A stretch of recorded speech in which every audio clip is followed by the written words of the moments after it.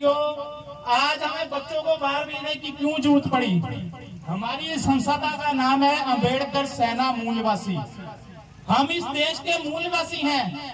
हम एससी का सर्टिफिकेट बना के नौकरियां लेने वाले नहीं है, हम नौकरी देने वाले हैं। जो आपके बच्चे बाहर जाते हैं पढ़ते हैं उनको बोलो कि भाई हम नौकरी देने वाले हैं, इस देश में नौकरी लेने वाले नहीं है। जो आपके देश में जो मनुवादी सरकारें राज कर रही है ना, वो आपकी कहीं ना कहीं नाकामी है।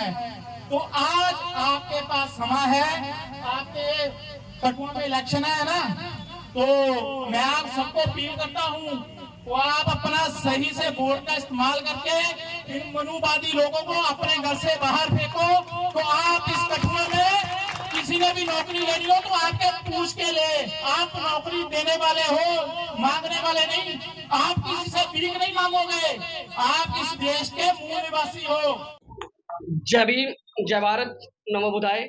मैं प्रदीप अम्बेडकरी, प्रेसिडेंट अम्बेडकर सेना मूल निवासी। पहले तो आप मीडिया भाइयों का बहुत बहुत मैं धन्यवाद करता हूं कि आप लोग समय समय पर जो है हमारी आवाज उठाते रहते हो।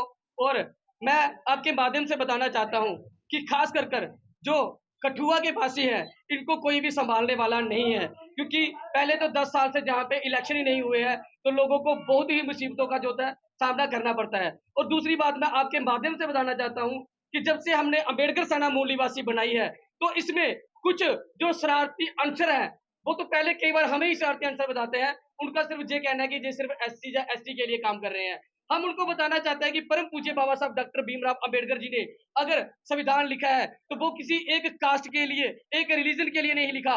उन्होंने हर जाति के लिए बराबर के हक लिखे हैं। और हमने आज जे.एंड.के में कठुआ तहसील में जो अंबेडकर सेना का जो हेड ऑफिस खोला है, इसमें हर किसी को हम जहाँ पर आमंत्रित करते हैं कि अपनी जाति से ऊपर उठकर, क्योंकि जहाँ पर एससी, एसटी, मुस्लिम, सिख, ईसाई, ब्राह्मण, राजपूत, किसी गरीब आदमी को, क्योंकि हमारी जो लड़ाई है पूंजीवाद और अंबेडकरवाद की है। जो पूंजीवाद ताकतें हैं वो गरीब लोगों को दबाने का काम करते हैं। हम उन पूंजीवादी ताकतों को ये बताना चाहते हैं कि अंबेडकर सेना मूल निवासी एक ऐसा संगठन है जो हर गरीब के साथ, हर दबे कुचले लोगों के साथ, हर किसी के साथ, जिसके भी साथ कोई अत्याचार होगा, उसके साथ अंबेडकर सेना मूल निवासी हर समय खड़ी रहेगी। मैं आपको जहाँ पे कहना चाहता हूँ कि मैं अंबेडकर सेना मूल निवासी के माध्यम से यह बात बताना चाहता हूँ कि अंबेडकर सेना मूल निवासी जम्मू कश्मीर में इतनी पावरफुल हो गई है कि अगर किसी के कोई मसले होते हैं तो उनको थाने में जाने की जरूरत नहीं पड़ेगी। हम जहां पर ही बैठकर हर किसी का जो मसला है उसको हल करने की कोशिश करेंगे। हमारी जो टीम है जो सिर्फ कठुआ ही नहीं पूरे जम्मू कश्मीर में बढ़ रही है। और इसका आपने देखा है कि अभी आज हम जहां पर सिर्फ 50-60 लोगों का प्रोग्राम रख रहे थे, पर जहां पर आज बैठने के लिए भी जगह नहीं थी, हमने जहां पे 60 लोगों का प्रोग्राम रखा था तो 150 चेयर हमें मंगवानी पड़ गई। आपके मीडिया के माध्यम से आप देख रहे हो, और उसके बाद भी लोग बाहर खड़े हैं। लोगों का भरपूर प्यार जो अंबेडकर सेना मूल निवासी को मिल रहा है, और ये सिर्फ इसलिए है कि हम हर गरीब शोषित के साथ कंधे से कंधा मिलाकर खड़े हैं। और इस ऑफिस में आपके माध्यम से फिर मैं कहना चाहता हूं कि ये मत समझना कि ये सिर्फ एससी एसटी के लिए है। किसी पर भी कोई अत्याचार होता है तो हमारे पास आए, हम हर तरह से जितनी हमारे से संभव कोशिश होगी हम उनकी हेल्प करने की कोशिश करेंगे, हम उनकी मदद करेंगे। क्योंकि अंबेडकर सेना मूल निवासी सबसे पहला जो मेन मोटिव है कि जो शिक्षा की ओर बच्चों को बढ़ाना।